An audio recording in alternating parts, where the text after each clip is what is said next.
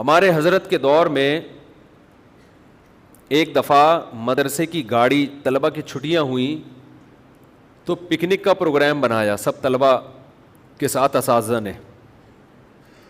کراچی میں بڑی ٹائٹ بارش ہو رہی تھی تو سب کا ارادہ ہوا کہ جی سب طلبہ کہاں جائیں گے؟ جی ہاکس بے جائیں گے.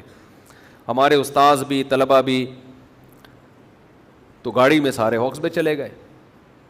بڑا مزہ آیا، نہائے دھوئے، چھٹی تھی. طلبہ کا بھی دل چاہتا ہے نا کبھی کبھار یہ ایکٹیویٹیز تو دینی مدرسوں کے طلبہ کی بھی ہونی چاہیے کہ نہیں، ورنہ مکھنچو بن جائیں گے، عجیب سے بن جائیں گے بیٹھے بیٹھے. جب شام کو واپس آئیں تو گاڑی خراب ہو گئی. ہمارے حضرت مفتی رشید احمد صاحب رحمہ اللہ کو بڑا غصہ آیا کہ مدرسے کی وقف کی گاڑی کا ایسا استعمال کیوں کیا؟ یہ تو مدرسے کی، اس کو تو بہت احتیاط سے چلانا چاہیے تھا. یہ کھڈے میں کیوں گئی اور یہ کیچڑ میں کیوں چلائی؟ وہ بہت سخت ہے وقف کے معاملات میں، بہت سخت ناراض ہو گئے اور طبیعت سے سب کو ڈانٹا. اب روز نہ آتے ہی جب بھی ان کی مجلس ہوتی تھی 11:15 بجے، تو 11:15 بجے نصیحت شروع کرنے سے پہلے ڈانٹ سے ابتدا ہوتی تھی. عربی میں ڈانٹتے تھے، عربی میں نا، اور پھر اردو میں ایک لفظ بولتے تھے کہ وقف کی گاڑی کا آپ نے ایسا استعمال کیوں کیا؟ اب جب دیکھا کہ حضرت غصے میں بہت آ گئے ہیں تو سب نے انکوائری شروع کر دی. حضرت کو خبر دی کس نے؟ مفتی صاحب. یہ اطلاع پہنچائی کس نے؟ اس کو پکڑو سالے کو. ان کو بتایا کس نے؟ اب تفتیش، ہم لوگوں نے سب نے مل کے تفتیش شروع. بیٹا یہ وہ بندہ کون ہے؟ شکایتی ٹٹو ہے بھائی، ایک گلاس پانی اور پلا دیں ذرا. وہ شکایتی ٹٹو ہے کون جس نے ان کو جا کے بتایا؟ حضرت تھوڑی ہمارے ساتھ گئے تھے، ان کو کیا پتا کہ گاڑی کو خراب ہوئی ہے کہ صحیح ہوئی ہے. اب تفتیش میں لگ گئے اور حضرت روزانہ پہلے ڈانٹتے پھر دوسرے کام شروع کرتے. حضرت کی ڈانٹی ختم نہیں ہو رہی اور ہم اس انکوائری میں یہ بندہ کون ہے. سب اسی چکر میں لگ گئے نا، وہ کہہ رہے اس نے لگائی ہے، وہ کہہ رہے اس نے لگائی ہے. اب اس کا تو کام ہی یہی ہے. پھر حضرت تک بھی ہم نے کسی طرح کی بات پہنچانے کی کوشش کی کہ یہ بتائیں کہ بتایا کس نے.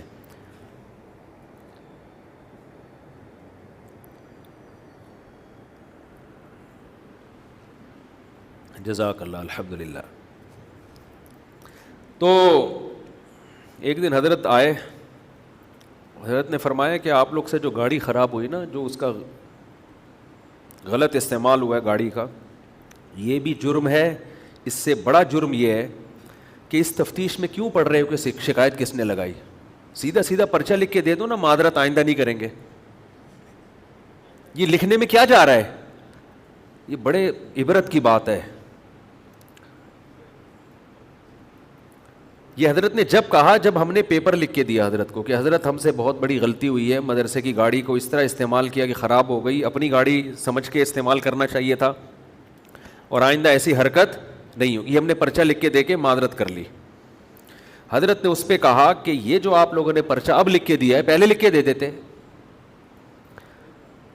دیکھو فسادی کا مطلب کیا ہوتا ہے. اسی طرح کے محلے میں فسادی ہوتے ہیں، بجائے اس کے غلطی ہو گئی ہے بھائی سوری کرو، ہر آدمی سے ہو جاتی ہے، آئندہ خیال کریں گے، تاوان بھر دو کہ یہ خراب ہوئی ہے، ہم ریپیئرنگ کروائیں گے اس کی.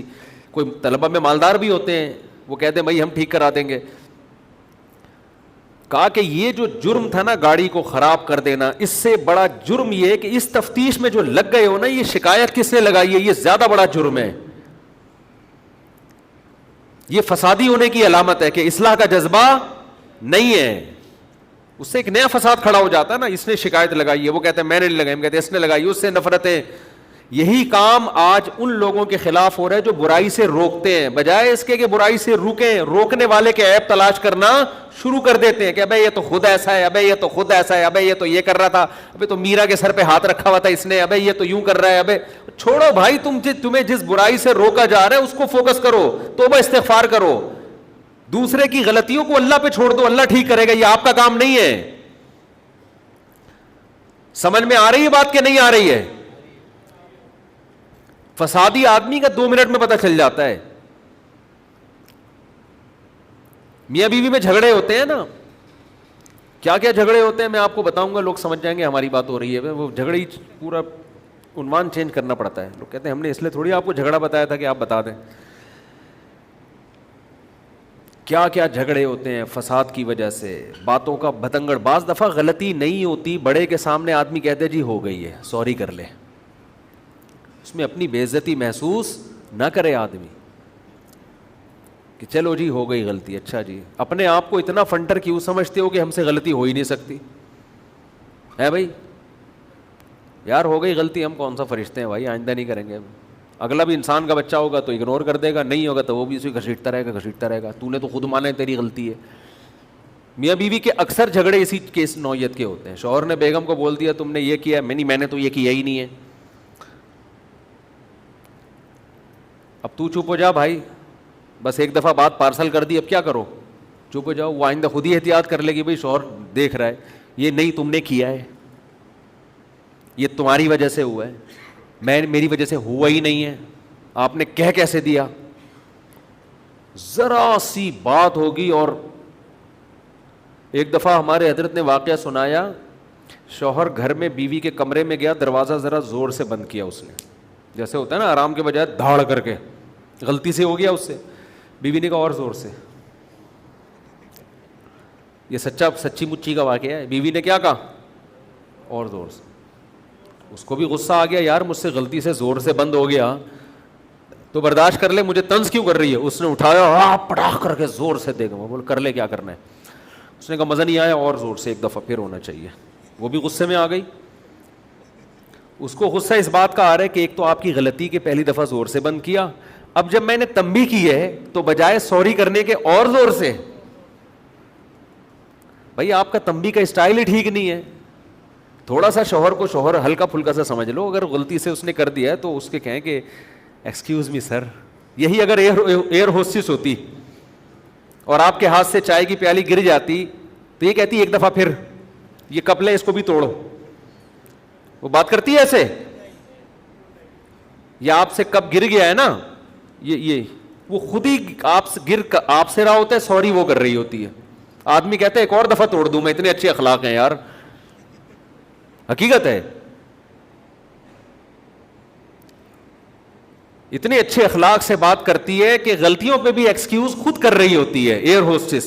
تو میں نہیں کہہ رہا خواتین اتنے اچھے اخلاق سے, اتنا تو مرد بھی تو نہیں ہوتا نا اتنا اچھا.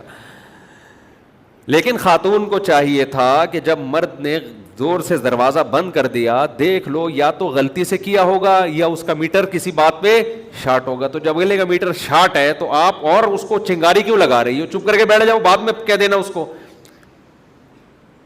بعد میں سمجھا دینا. بھائی ابھی بندے کا میٹر, نصیحت ایسے موقع پہ اثر کرتی ہے جب آدمی غصے میں ہو. چپ ہو جاؤ, بعد میں اس کو آرام سے سمجھا دینا جب موڈ اچھا ہوگا. ہر وقت تھوڑی آدمی کا موڈ خراب ہوتا ہے, کبھی اچھا بھی ہوتا ہے. جس دن پتہ چلتا ہے بیگم اپنے ماں کے گھر جا رہی ہے, بہت اچھا موڈ ہوتا ہے, اس دن سمجھا دو اس کو, اس دن سمجھا دو. وہ سب باتیں سنے گا غور سے آپ. تو اس نے کیا کیا, ہمارے حضرت یہ واقعہ خود سناتے تھے. حضرت کے پاس کیس آیا تھا اصل میں, دوبارہ سے شروع سے نا. میاں صاحب آئے ہیں کمرے میں, غصے میں تھا یا غلطی سے دروازہ بند کیا دھاڑ کر کے. بیگم کو آیا غصہ کہ یہ کون سا جنگلیوں کا طریقہ ہے بھائی, بندہ گھر آتا ہے, سلام کرتا ہے, تمیز سے بات کرتا ہے, آرام سے دروازہ بند کرتا ہے, یہ کون سا طریقہ. اس نے کہا یہ کیا جنگلیوں کی طرح دروازہ کوٹا ہے, دوبارہ کرو. اس کو اور غصہ آ گیا کہ میں میاں ہوں, میری کوئی اس گھر میں 2 ٹکے کی ویلیو ہے ہی نہیں. اس نے اٹھایا اور زور سے دھاڑ کر کے. اس کو یہ احساس ہوا, یہ شیطان نا یہ ساری پٹیاں پڑھا رہا ہوتا ہے. ہر آدمی اپنے آپ کو غلطی میں درست ہی سمجھتا ہے. سمجھتے ہو, حوالے سب کے پاس ہوتے ہیں, ریفرنس سب کے پاس ہوتے ہیں. اصل ہم کہتے ہیں فقہا کو فالو کرو, حدیثیں ان کے پاس بھی تھیں اور آج کے اسکالرس کے پاس بھی حدیثیں ہیں. حدیثوں کا مطلب وہ زیادہ سمجھتے تھے, یہ لوگ زیادہ نہیں سمجھتے. ریفرنسز پہ لوگ مر رہے ہیں. تو یہی ہے. اب دیکھو ریفرنس تو عورت کے پاس بھی تھا نا, کہ ایک تو آپ کی غلطی, اوپر سے جب میں نے تنبیہ کی ہے تو بجائے سوری کرنے کے اور اٹھاڑ کے دوڑ کے مار دیا. پھر جب میں نے دوبارہ کہا کہ اور زور سے, تو اب آپ کو احساس ہو جانا چاہیے تھا, اب سوری کر لیتے. تو بجائے اس کے سوری کے اور دوبارہ تو دروازے کو اللہ نے قوت گویا ہی نہیں دی, ورنہ وہ بولتا کہ تم دونوں کے پھڈے میں مجھے کیوں پیٹ رہے ہو یار, پکڑ گئے ایک دوسرے کو کوٹو نا, میرا کیا قصور ہے. تو ایسی لڑائی ہوئی ہے کہ کھڑے کھڑے وہیں 3 طلاقیں ہوئی ہیں ان دونوں کے درمیان. سمجھتے ہو, اچھا بھلا ہستی کھیلتی زندگی تباہ.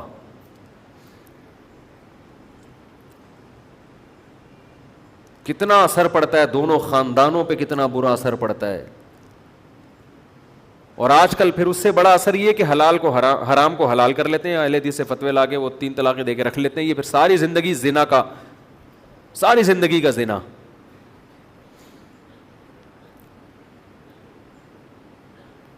اور میں آپ کو بتاؤں طلاق کے فتوے میں حدیثیں ان کو بھی مل جاتی ہیں, ریفرنسز سب کے پاس ہوتے ہیں, مگر وہ ریفرنسز نہ صحابہ کی سمجھ میں آئے, نہ ابو حنیفہ کی, نہ امام مالک کی, نہ امام شافعی کی, نہ احمد بن حنبل کی, نہ امام بخاری کی. امام بخاری بھی اکٹھی 3 کو 3 ہی مانتے ہیں. آج کے اسکالرس کو آپ سنیں تو ایسا لگتا ہے قرآن حدیث انہی نے سمجھا ہے, باقی تو سارے گھاس کھا رہے تھے.